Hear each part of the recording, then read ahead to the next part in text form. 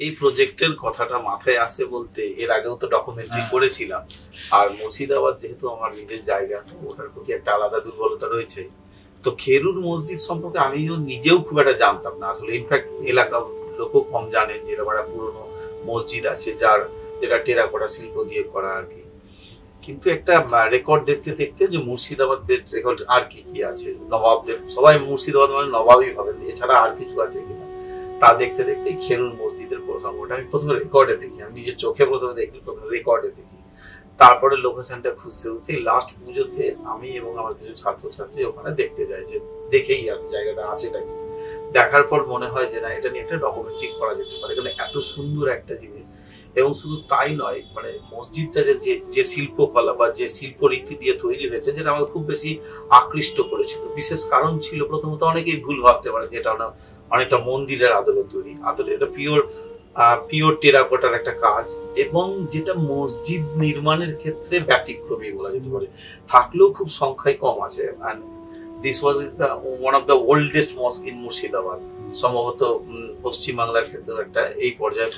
আপনি কি আদিনা মসজিদটা দেখেছেন? আদিনা মসজিদ আমাদের বাড়ি থেকে খুব একটা দূর তা নয়। আপনি যদি যান তাহলে দেখবেন যে ওখানে কি সুন্দর পদ্ম ফুলের ব্যবহার। হ্যাঁ হ্যাঁ, পদ্ম ফুল। এখন সচরাচর আমরা তো পদ্ম ফুলটাকে একটা মসজিদের মধ্যে ঠিক ওভাবে কল্পনা করতে পারি না, কিন্তু অসাধারণ ব্যবহার আছে। তার থেকে বোঝা যায় যে তখনকার দিনে এই সমস্ত স্থপতি যারা ছিলেন, যারা এই সমস্ত কাজ করতেন, তারা যেসব আঞ্চলিক স্থানীয় লোকেরা, তারা কে যে মুসলমান কে যে হিন্দু এগুলো বোঝা যায় না।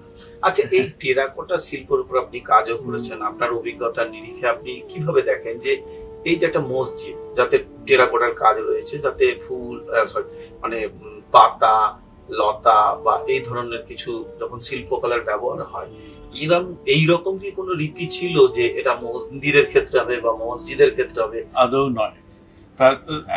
আচ্ছা, তার গোড়ার থেকে বলি, প্রথম থেকে। সেটা হচ্ছে আমার এই মসজিদটা দেখে, খেরুরের মসজিদটা দেখে আমার যে মসজিদের কথা সবচেয়ে প্রথম মনে হচ্ছে, সেটা বোধহয় আমাদের বাংলাদেশে কি তাবৎ এপার বাংলা ওপার বাংলা মিলিয়ে সবচেয়ে যে পুরনো মসজিদটা আছে, যেটা ত্রিবেণীতে, যেটা জাফর খান গাজীর নামে যে মসজিদ, এবং তার সংলগ্ন যে একটা মকবরা বা একটা সুফিদের কবরস্থান আছে, যেখানে এখনো মেলা বসে, সেই জায়গাটার কথা খুব বেশি করে মনে পড়ছে। সেটা তো একটা হিন্দুদের পক্ষে খুব একটা পবিত্র জায়গা, ত্রিবেণী।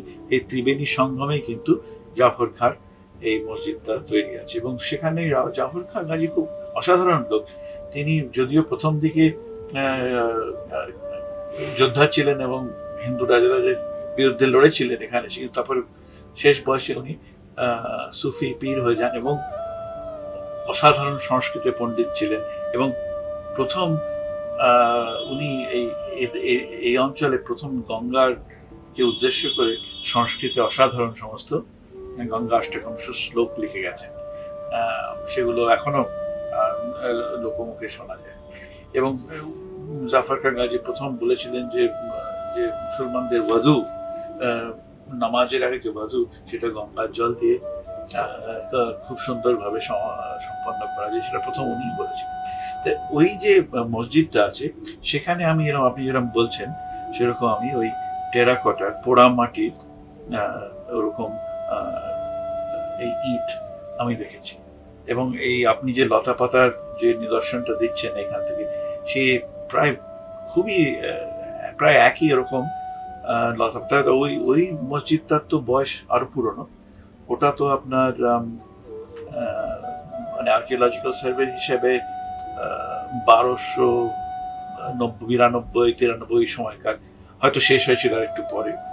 মোটামুটি জাফর খাঁর আমি যে ইতিহাস নাড়াচাড়া করেছি, তাতে বুঝতে পারি যে ওই গিয়াসউদ্দিন বলবানের সময়কার ঘটনা।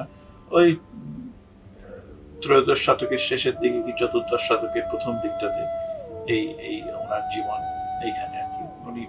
উনি মারা গেছিলেন এখানে, অনেকে বলে যুদ্ধে, অনেকে বলে উনি বেঁচে ছিলেন, এবং না আবার বেঁচে থাকতে সেই গঙ্গার উদ্দেশ্যে শ্লোকগুলো লেখা হতো না। কিন্তু ওই মসজিদটার কারুকার্য, তার যে লতা পাতার যে কনসেপশন, এইটা টালির কাজ, এইটা আমাকে খুব আপনার এই খেরুরের মসজিদের কথা মনে করিয়ে দিচ্ছে।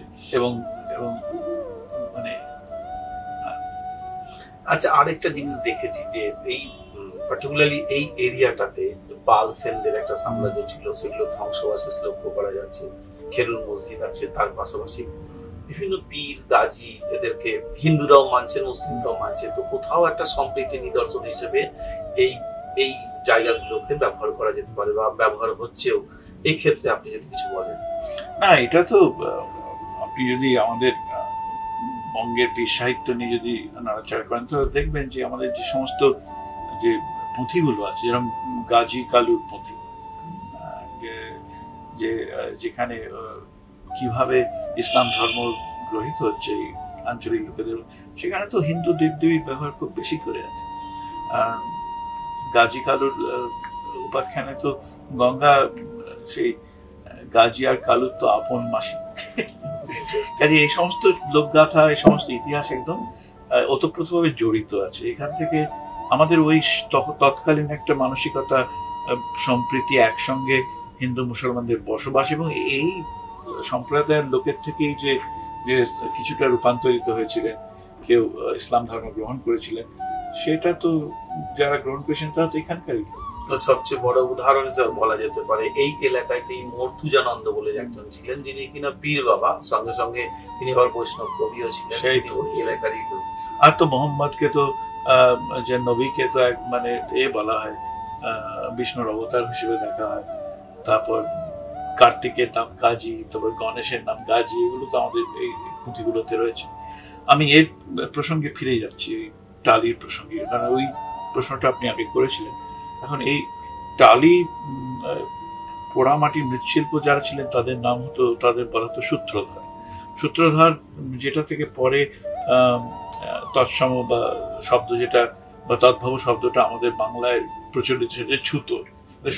সূত্রধর মানে যিনি সুতোটা ধরে থাকেন, মানে কি প্লাম লাইন, মানে একজন স্থপতি, তার যে সূত্রটা দিয়ে যে মন্দিরের স্থাপনা যেভাবে করা হয় বা মসজিদের স্থাপনা, এইসব লোকেরাই তো বানাতেন। এবং তাদের যে পোড়ামাটির কাজ, তারা ওই নরুন দিয়ে, তক্ষণ শিল্প মানে নরুন দিয়ে আধ শুকনো ওই টালি, তার উপরে ওরা খনন করে ওই সমস্ত নকশা তৈরি করতেন। এবং এই কিছু কিছু নিদর্শন আর এই পুরনো এই মসজিদগুলোতে পাওয়া যায় না।